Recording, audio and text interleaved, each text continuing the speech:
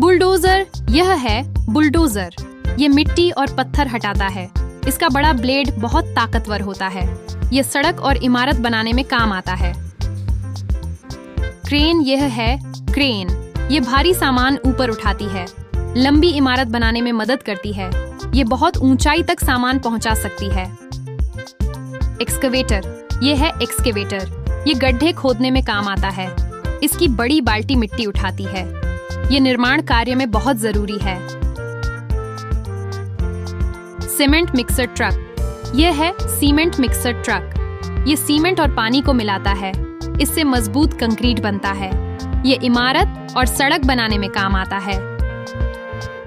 Dump truck, यह है dump truck. ये मिट्टी, पत्थर और सामान ढोता है। इसका पिछला हिस्सा ऊपर उठता है। यह सामान को खाली कर देता है। बच्चों, आज आपने कंस्ट्रक्शन व्हीकल्स के बारे में सीखा।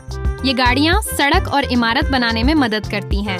अगर आपको वीडियो अच्छी लगी हो तो इसे लाइक और शेयर करें। और हाँ, नई सीखने वाली वीडियो के लिए चैनल को सब्सक्राइब करना मत भूलना।